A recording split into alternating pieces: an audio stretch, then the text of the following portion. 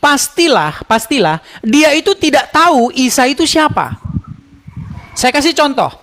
Kalau kita pergi ke pedalaman Afrika, di sana banyak orang yang bukan Yahudi, bukan Nasrani, bukan Kristen, bukan Hindu, bukan Buddha, bukan Konghucu. Dia masih agama asli orang Afrika yang masih begitu ya.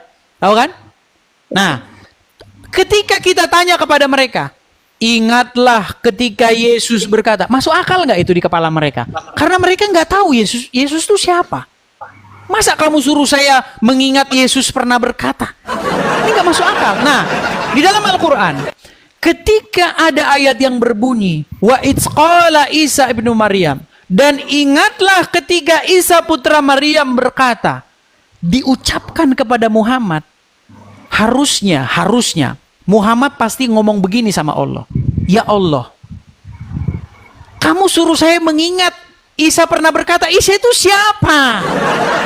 Harusnya Muhammad bertanya, siapa Isa itu ya Allah? Kenapa Anda menyuruh saya mengingat sesuatu yang saya tidak pernah mengalaminya? Itu sama kayak begini, Gus. Sama seperti gini.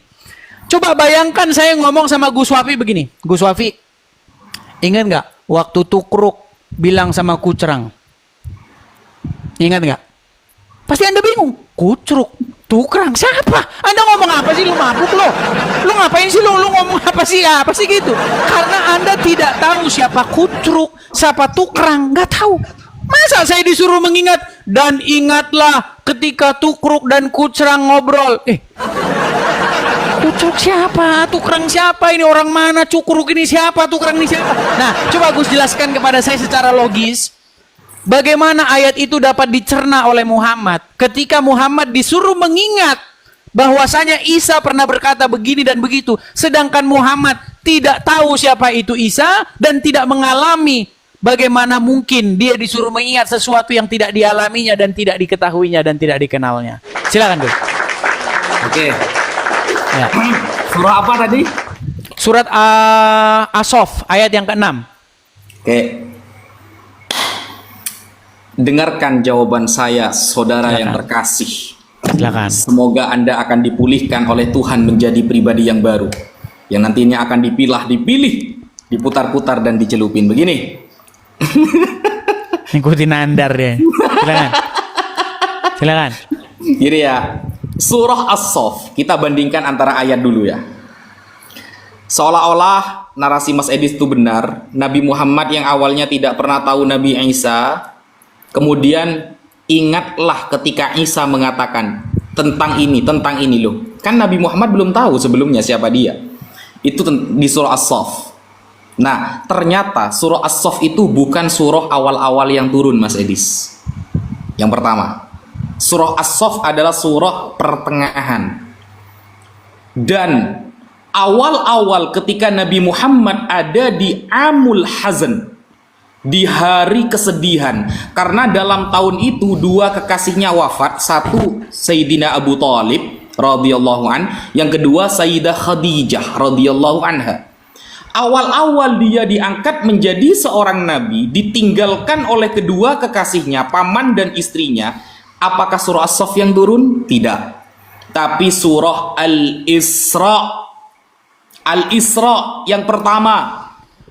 Makanya hikmah dari Isra Mi'raj Nabi Muhammad apa? Subhanalladzi asra bi'abdihi.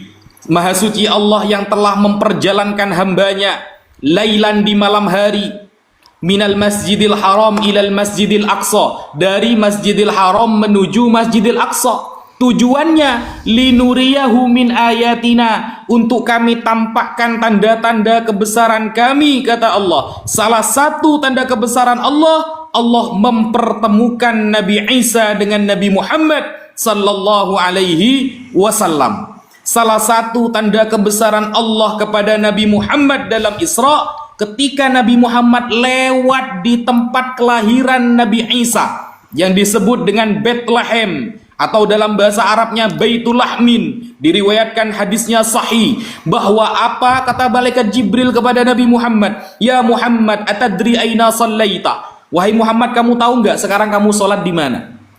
Nabi Muhammad mengatakan tidak tahu. Lalu apa?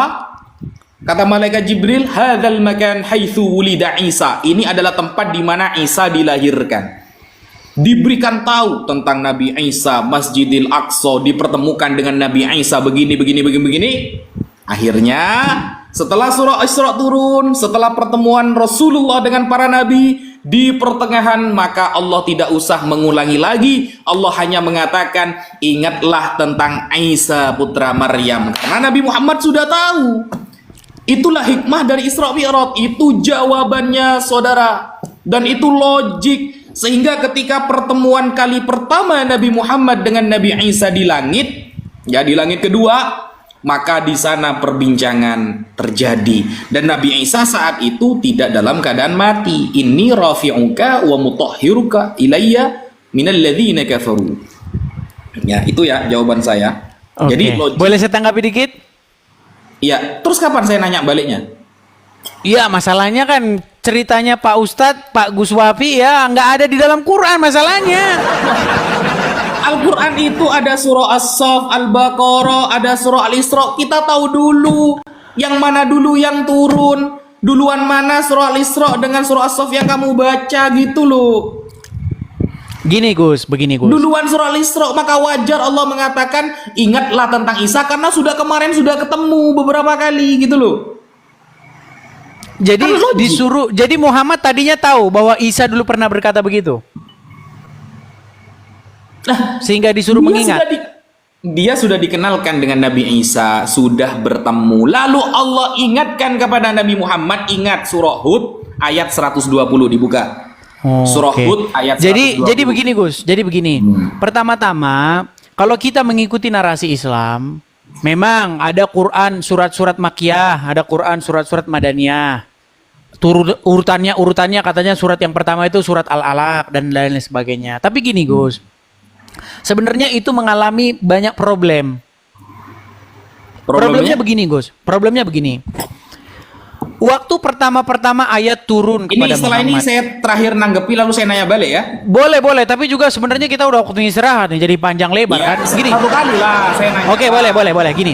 Gini Gus. Pertama-tama, menurut orang-orang Islam, surat yang pertama turun itu surat Al-Alaq. Betul? Ya. Oke. Di dalam surat Al-Alaq itu misalnya ketika Muhammad di Gua Hira. Oke. Ya kan? Iqra, bacalah, ya kan, dan lain sebagainya. Itu sudah bahasa Arab ya Gus ya? Nah, tapi jadi masalahnya begini. Di dalam Quran surat Yusuf, ayat yang pertama kedua kalau tidak salah di situ dikatakan, kami turunkan Quran dalam bahasa Arab supaya kamu memahaminya. Oke. Yang jadi masalah begini Gus. Kemarin Quran udah bahasa Arab. Contohnya surat Al-Alaq. Ini namanya bro. Bukan, ini menanggapi pertanyaan pertama tadi sebenarnya, mematahkan argumen pertama. Pertanyaan ini namanya. Enggak, oke, ini bukan pertanyaan lah. Pertanyaan pertama tentang Isa. Iya, ini bukan pertanyaan. Gak kenal. Oke, ini bantahan aja. Quran turun dengan bahasa Arab. Itu pertanyaan kedua namanya. Sedikit nih Gus Wafi, gini Gus. Pertama-tama, saya nggak mau bikin pertanyaan lagi.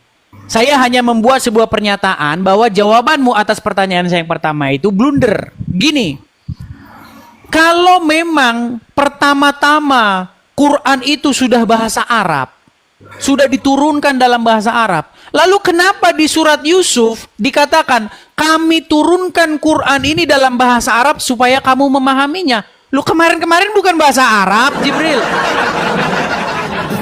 Kemarin bahasanya bahasa Yunani, kemarin bahasanya Ibrani, sehingga Muhammad nggak paham.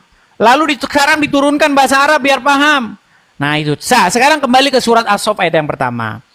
Di situ ada ayat-ayat. Wa idz qala Isa ibnu Maryam, dan ingatlah ketika Isa putra Maryam berkata kepada Bani Israel, ya Bani Israel, wahai Bani Israel, sesungguhnya saya ini adalah seorang nabi, ya kan, yang membenarkan Taurat dan membenarkan Injil dan akan memberitahukan kepada kamu akan datangnya nabi setelahku ismuhu Ahmad, namanya Ahmad, betul? Oke. Nah, sekarang yang jadi masalah begini, bagaimana mungkin Muhammad disuruh mengingat bahwa Isa dulu pernah ngomong begitu? Sementara Muhammad tidak ada di situ. Ini kan sama saja begini, Gus Wapi, ingat atau enggak? Ingatlah waktu saya menikah dengan istri saya. Loh, apa yang saya ingat? Orang saya nggak ikut. Saya nggak ikut menyaksikan. Saya nggak ikut ada di situ. Makanya saya bilang begini, Gus Wapi, ayat ini bermasalah, problematik. Bagaimana mungkin Muhammad disuruh mengingat sesuatu yang dia nggak ada di situ? Gitu loh, Gus. Oke. Nah, tadi Gus Wapi membuat jawaban. Oh, itu udah diceritakan oleh Allah ketika Muhammad Isra Mi'raj. Dulu Muhammad, Isa pernah berkata kepada Bani Israel bahwa nanti akan datang Nabi setelahku namanya Ahmad. Allah lupa namanya bukan Ahmad tapi Muhammad. Sama umat muslim dirubah Ahmad jadi Muhammad. Terus menurut Al-Quran surat Ibrahim ayat yang keempat, tidaklah diutus seorang rasul kecuali berdasarkan bahasa kaumnya. Jadi menurut Al-Quran tidak pernah barang satu kali pun Allah mengutus seorang rasul, tapi rasul itu bukan dari kaum kemana rasul itu diutus. Gak pernah. Contoh, tidak pernah Allah mengutus orang Indonesia kepada orang Jerman, karena bahasanya beda. Nah, menurut Al-Quran, rasul diutus tiada lain, tiada bukan, kecuali berdasarkan bahasa kaumnya. Isa berkata kepada Bani Israel, ya Bani Israel, akan datang Nabi setelahku, ismuhu Ahmad. Isa bilang sama Bani Israel, ternyata yang datang Bani Arab. Tidak, bukan berbangsa Ibrani, tidak berbahasa Ibrani, dan bukan Bani Israel. Artinya, Isa ngomong kepada Bani Israel, berarti Isa melanggar surat Muhammad ayat yang surat Ibrahim ayat yang keempat. Gitu, Gus. Jadi nggak mungkin, Gus. Ahmad itu pastilah dari kalangan Bani Israel dan dia berbahasa Ibrani. Begitu. Oke. Tapi gimana nih, Gus, sudah makin Boleh saya larut jawab ini. dulu? Lapar melanda. Ya. Saya jawab dulu ya. Gimana Yang kalau kita bikin pertama, bersambung aja, Gus? Bersambung dulu, saya jawab dulu. Santai dulu, saya jawab dulu. Gimana kalau jawabnya kepada pemirsa di Gus Wafi saja? Di sini 19.000 orang sih memang yang nggak nonton. bisa kamu yang mengajukan pertanyaan. Ya, Biar baiklah. pertanyaan itu udah kemudian kamu tanya-tanyakan lagi begitu. Oke, baiklah. Silakan Gus ya. Ngomong-ngomong di sana berapa orang, Gus? Di sini 19.000. 19.000. Sama 19.000. 40.000 yang nonton. Silakan. Ya, 9.500. Ini Oh, naik. 9.500. Hampir. Ya, silakan. Nah, jadi begini ya. Yang pertama, surah Al-Qur'an pertama turun kan Iqra bismi rabbikal ladzi khalaq. Ini sebenarnya pertanyaan Mas Edis banyak, guys. Tadi kan janjinya satu tuh. Ini sudah banyak pertanyaannya. Enggak apa-apa. Kita tunjukkan Islam bisa menjawab kullu ma kharaja min lisane. Kita bisa menjawab Walaupun semua asal-asal yang menjawab. dia keluarkan dari lisannya. Ya. Wastadillu bi jami'il kutub allati ta'allamnaha insyaallah. Jadi begini. Yang pertama, surah yang turun pertama kan surah Al-Alaq tuh 5 ayat. Iqra bismi rabbikal ladzi khalaq. Nah, kemudian di dalam surah Yusuf, kenapa Allah mengatakan anzalna Qur'anan Arabian? Kami telah menurunkan Al-Qur'an dengan bahasa Arab. Loh, emangnya kemarin-kemarinnya pakai bahasa Sunda, pakai bahasa Madura begitu? Kok baru sekarang yang ngasih tahu? Ingat, bro, kamu kalau bertanya tentang Al-Quran, maka kamu harus tahu konsekuensi yang harus kamu pelajari. Kata kamu sudah 13 tahun belajar Al-Quran. Bayangkan, guys, 13 tahun belajar Al-Quran, tapi nyari lafal robbahu sampai Dajjal keluar 2 kali gak ketemu. Ini ya, saya kasih referensi, Mas Edis, tentang asbabun nuzul. Sesuai pertanyaan pertama, kamu kan bertanya pertama bagaimana asbabun nuzulnya, saya jawab pakai asbabun nuzulnya. Nih, saya tuh kalau jawab referensi dulu baru ngomong. Itu kalau saya. Buka namanya Tafsir Mafatihul Ghaib yang ditulis oleh Imam Fakhruddin Ar-Razi mengenai anzalna Qur'anan Arabian, bahwa Allah menurunkan Al-Quran dengan bahasa Arab. Di sini dijelaskan begini. Ruya anna ulama'ul Yahud, diriwayatkan bahwa ulama Yahudi qalu, mereka berkata, likubara'il musyrikin, kepada pembesar-pembesar orang musyrik. Jadi ada ulama Yahudi nih berkata kepada para pembesar orang musyrik di Arab, bukan di Sunda, bukan di Madura ya. Salu Muhammadan, ada lafal salu. Kalau salu berarti pertanyaan yang dituntut untuk berulang-ulang. Beda dengan is'al.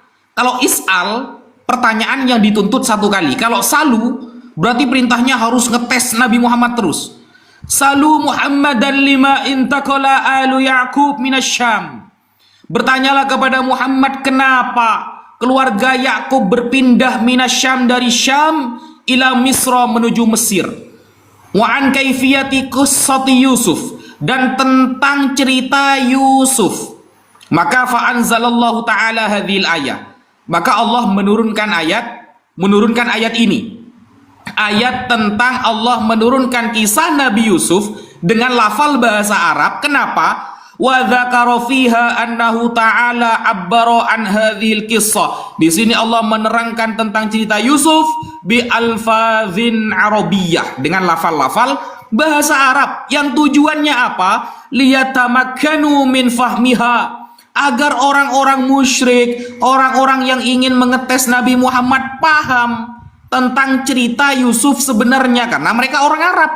Wa yaqdiru ala tahsilil ma'rifah biha, dan mereka bisa menghasilkan pemahaman pengetahuan ketika diceritakan kisah Yusuf. Makanya disebutkan dalam ayat anzalna Qur'anan Arabian, diturunkan pakai bahasa Arab. Karena orang-orang musyrik ini ingin mendengarkan cerita Nabi Yusuf, sedangkan mereka yang ingin mendengarkan orang Arab, sehingga Allah menceritakannya dengan bahasa Arab agar mereka paham. Begitu Mas Edis. Pertanyaan ketiga dari Mas Edis.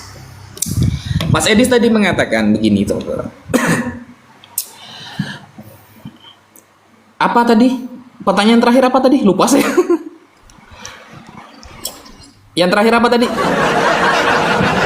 Gini, tidak ada nabi yang diutus kecuali berdasarkan bahasa kaumnya. Oke. Tidak ada nabi yang diutus melalui bahasa kaumnya. Selain daripada kepada satu kaum yang bahasanya seperti kaumnya. Oke, sedangkan Nabi Isa mengatakan akan datang seorang nabi mim ba'dihi ismuhu Ahmad. Nah, akan datang setelahku seorang nabi yang bernama Ahmad. Loh, katanya pakai dia bilang itu kepada Bani Israel kan? Katanya pakai bahasa kaumnya. Nah, nih saya menggunakan literasi penamaan dulu tentang Ahmad. Ahmad itu bahasa Arab, ya. Dan yang akan datang adalah nabi dari Arab. Maka jelas benarlah perkataan Nabi Isa bahwa nabi yang akan datang adalah orang Arab, karena Nabi Isa yang notabene-nya orang Ibrani, bahasanya Aramaik, mengabarkan ada nabi yang bernama Ahmad. Terus buat apa untuk Bani Israel? Tunggu dulu, santai bro. Nah, Nabi Isa alaihi salam menyampaikan bahwa akan datang seorang nabi setelah aku. Ini kabar bukan dari pendeta, tapi dari lisan mulia Nabi Isa. Dia dari Arab dan namanya pakai Arab, menyebutkannya siapa? Ahmad. Bukan itu poinnya Gus Wafi. Sedikit, mohon maaf Gus Wafi. Poinnya bukan itu. Tunggu dulu, santai.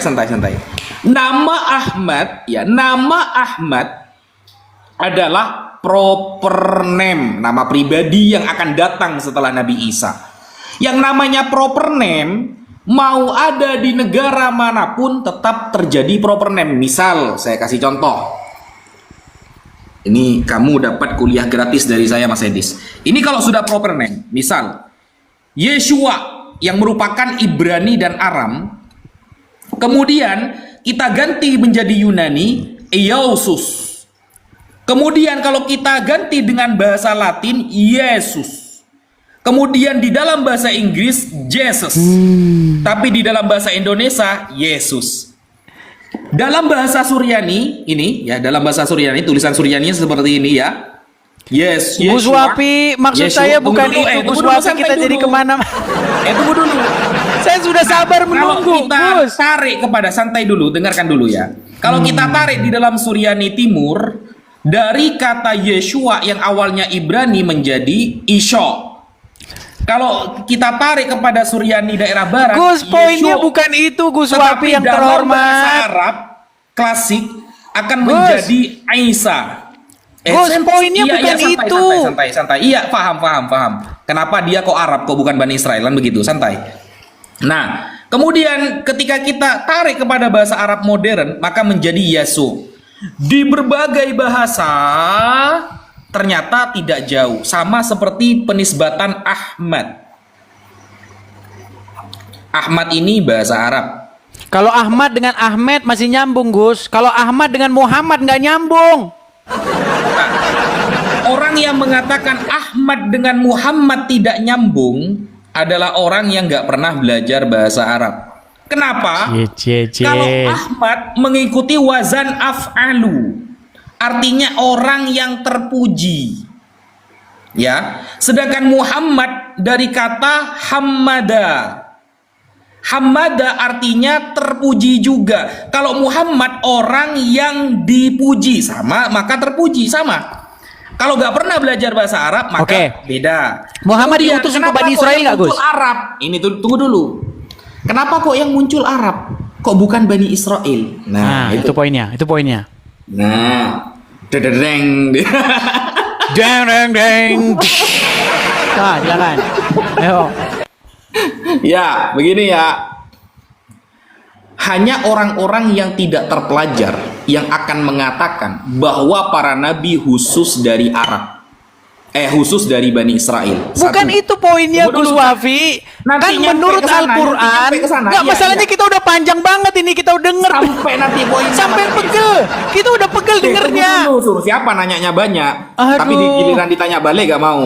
Gitu loh. Satu. Bukan masalah itu, Gus. Kita pun tadi sebentar ini saya sudah ditunggu-tunggu, sudah mau makan ini, orang yang nunggu Ya, saya juga berarti sudah sampai ini. Kalau Anda Gus, tidak gini. mau mendengarkan jawaban saya sekarang bertanya balik. Gimana? Gini aja, Gus, sedikit gini. Besok kita lanjut lagi. Intinya begini, Gus. Poin yang mau saya sampaikan adalah Isa berkata kepada Bani Israel akan datang nanti setelahku nabi, namanya Ahmad. Berarti nabi itu kan akan datang kepada Bani Israel, betul? Menurut Al-Quran, tidak ada diutus seorang nabi pun kecuali berdasarkan bahasa kaumnya. Nah, artinya logikanya, kalau pakai ayat itu, bilisani qaumi, ya, itu Al-Quran menjelaskan setiap nabi yang diutus kepada bangsanya akan menggunakan bahasa bangsanya. nah, makanya Ahmad ini harusnya ketika dia datang kepada Bani Israel menggunakan bahasa Ibrani. Karena dalam bahasa itulah mereka bicara. Salah. Nah, faktanya Muhammad malah datang kepada Bani Quraisy.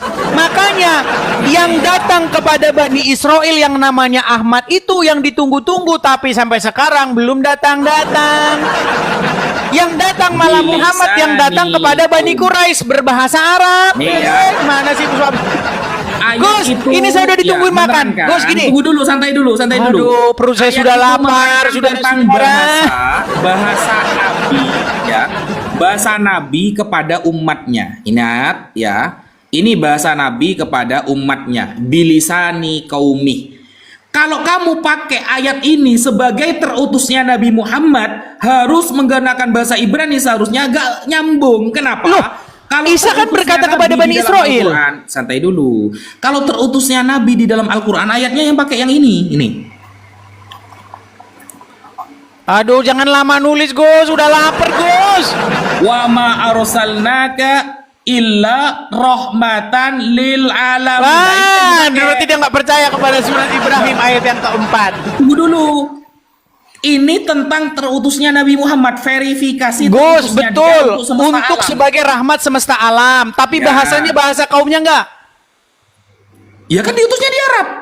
Loh, Isa berkata kepada Bani Israel, bukan kepada Bani Arab.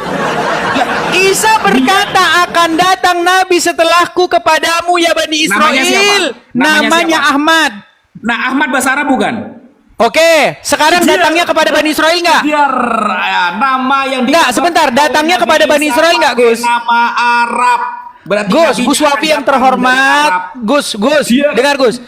Yang datang kepada Bani Israel itu harusnya berbahasa seperti kaum Bani Israel, betul nggak? Oh, di mana ada pernyataan Meninggal seperti itu? dunia. Meninggal dunia. Menurut surat Ibrahim ayat yang keempat, tidaklah kami mengutus seorang rasul kecuali berdasarkan bahasa kaumnya, betul nggak? Betul. Oke. Isa berkata kepada Bani Israel, akan datang nanti kepada Bani Israel seorang Pakai nabi bahasa apa setelahku, dia namanya namanya? Ahmad. Betul? Oke, Namanya Ahmad. datang Ahmad bahasa nggak Arab bukan? kepada Bani Israel? Ahmad bahasa Arab bukan? Taruhlah bahasa Arab, datang kepada Bani Israel nggak? Oke, Berarti Ahmad Nabi berbahasa yang apa? dikabarkan oleh Nabi Sebentar. Isa dari Ahmad berbahasa apa, Gus? Arab akan datang dari Ahmad Arab berbahasa berarti. apa? Gus, Kecuali kita begini. bukan berbicara mengenai namanya dalam bahasa apa, tapi dalam bahasa apa sang nabi itu berbicara, betul? Iya, pakai Oke, bahasa Ibrani. sang nabi yang akan datang setelah Isa yang namanya Ahmad berbahasa dengan bahasa apa? Ahmad itu bahasa apa sih? Bukan Ahmadnya, Bahasa tapi Arab, Ahmadnya itu berarti berbahasa ngomongnya apa? ya pakai Arab, bro. Aduh, buntu kita udah buntu. Nggak mungkin ada orang Ibrani. Oke Gus, gini Gus, Nggak mohon mungkin maaf ada nih, orang dengan Ibrani segala hormat Gus ngomong Wafi, pakai gini Gus. bahasa Indonesia. nggak Oke, Gus mungkin. Wafi gini, saya sudah lapar banget, saya udah menunggu-nunggu. Saya nanya balik satu kali saya nanya Dia balik. masalahnya saya sudah lapar ini, nanti saya kena mah. Gini Gus, Kabur. gini, kita tentukan jamnya besok 2 hari lagi, kita akan diskusi tema itu, kita lanjutkan ya. Saya ucapkan terima kasih, tapi gini Gus, tadi satu omonganmu yang saya pegang.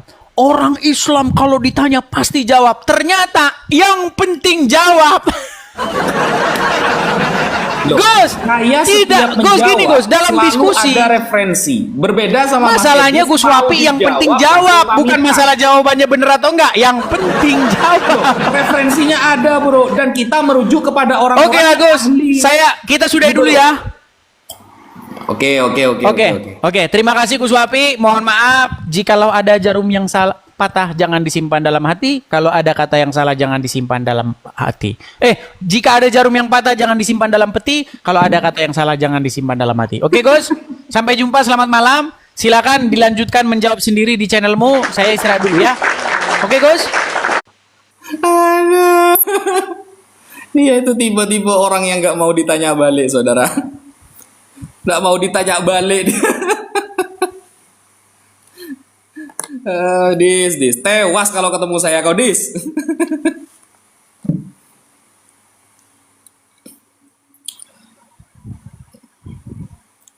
Nabi Muhammad ya dikabarkan oleh lisan Nabi Isa sudah menggunakan nama Arab Ahmad ya. Ahmad isim ghairu munsorif wazan af'alu Ahmad. Sama Muhammad sama saja. Bedanya Muhammad dari akar kata hamada yuhammidu tahmidatan. Nah, kalau Ahmada itu dari isim ghairu munsorif. Artinya sama, orang terpuji gitu loh. Dikabarkan dengan nama yang berbahasa Arab. Berarti orangnya orang Arab, kan begitu. Nah, yang saya heran, ada Tuhan namanya Yesus ya. Setiap hari bahasanya Ibrani, setiap hari bahasanya Aramaik, tapi muncul di kitabnya pakai bahasa Yunani. Jadi Yesus. Aduh, jadi Matius, Markus, Lukas, Paulus pakai us semua. Padahal begini. Nabi Isa orang Palestina, orang Israel. Setiap hari ngomongnya Ibrani, setiap hari ngomongnya Aramaik. Muncul di kitabnya pakai bahasa pakai bahasa Yunani, Yesus. Aduh, ini yang susah guys, blunder ini saudara. Allah karim. This bahasa. Seharusnya kan Injil yang dia yakini harus pakai bahasanya Nabi Isa, karena dia menggunakan bilisani qaumih. Ketika seorang utusan diutus oleh Allah kepada suatu kaum, bilisani qaumi, pakai bahasanya gitu loh. Seharusnya kitab Edis termaktub pakai apa? Pakai bahasa Ibrani atau Aramaik seharusnya. kok malah munculnya pakai bahasa Yunani gitu loh. Sampai Tuhannya aja Theos, bayangkan. Ada Tuhan orang Palestina namanya Theos dalam sejarah. Nggak ada, saudara. Tuhan cap Yunani itu. Allah karim. Dis. Koe isone nanya, dis.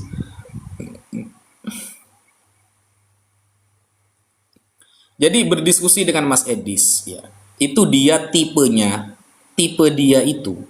Ketika ditanya, dia gak pengen jawabannya itu ada data, gak pengen. Dia fokusnya akan bertanya sehingga dia seolah-olah mempermainkan kita gitu.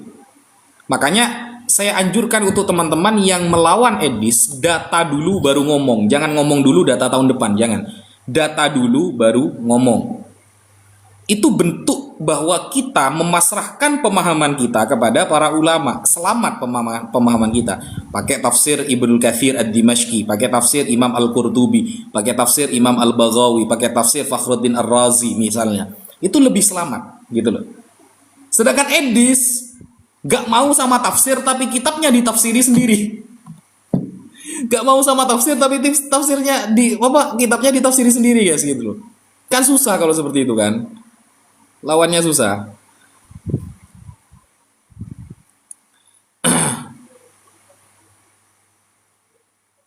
Siapa?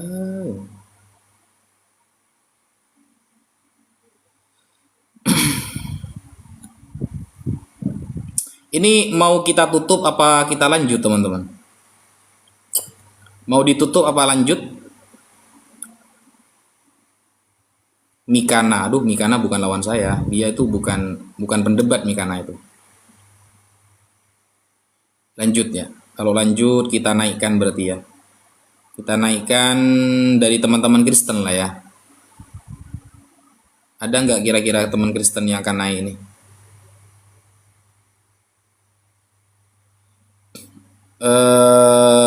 Bisa typing teman Kristen. Kristen bertanya lah, saya menjawab. Tapi saya pakai teori muqabadah. Akan saya kembalikan kepada kitab Anda kalau Anda ngeyel gitu loh.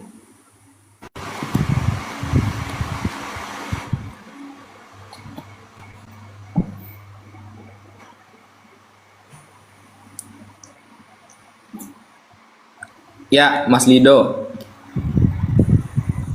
Halo Bang. Suaranya kurang keras, Bang.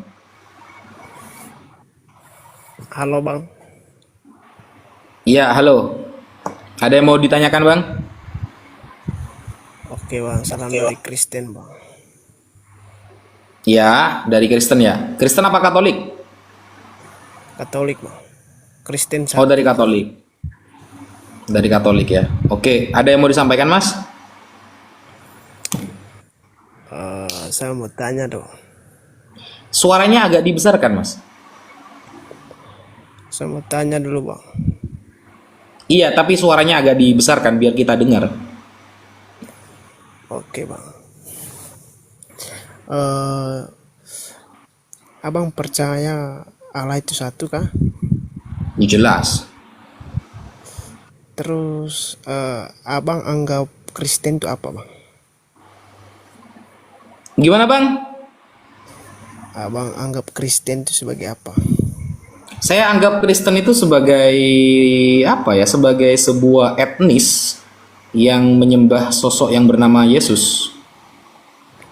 Ya, lalu coba abang tengok ke Indonesia di sini. Tengok ke masyarakat Indonesia di negara Konoha ini. Bagaimana tanggapan abang tentang masyarakat Muslim lah utamanya untuk pandangan ke agama Kristen? Bagaimana tanggapan abang? Ini pertanyaannya apa sih anjir? Kita bertanya keilmiahan, bukan bertanya tentang negara Konoha apalah kata Anda tadi. Ilmiah gitu. Sampai nanya kitab saya, mau nanya hadis, mau nanya kitab para ulama, Al-Quran tanyakan. Gak usah nanya-nanya hal yang bermasyarakat apa, itu tema sosiologi. Jadi itu bukan tema kita gitu. Tapi abang percaya Yesus? Saya percaya sama Yesus. Percaya. Oh ya, kalau percaya abang selamat. Iyalah, umat Islam tidak pernah menghina Yesus. Kalau dia adalah sosok yang sama dengan Nabi Isa, maka kita wajib memuliakannya. Di dalam surah An-Nisa ayat 150 dikatakan, termasuk orang kafir yang mengatakan nu'minu bi ba'di wa nakfuru bi ba'd. Beriman kepada sebagian rasul tapi mengkafirkan sebagian rasul yang lain. Tidak boleh. Satu saja seorang rasul kita dustakan, maka surah An-Nisa ayat 151 mengatakan ulaika humul kafiruna haqqa, dialah benar-benar orang kafir. Tidak boleh. Kita harus memuliakan beliau. Wajib itu. Tapi ada ustadz yang mengkafirkan orang Kristen. Banyak itu ustadz. Ada ustadz yang mengkafirkan orang Kristen. Iya, ada. Nah, Kristen kan emang kafir. Gimana sih? Dari mana datanya Anda mengatakan Kristen itu kafir? Di dalam Al-Quran. Selain Islam ya kafir lah. Oh, begitu pandangan dari umat Muslim ya bang. Kalau kafir dalam istilah kitab Anda apa?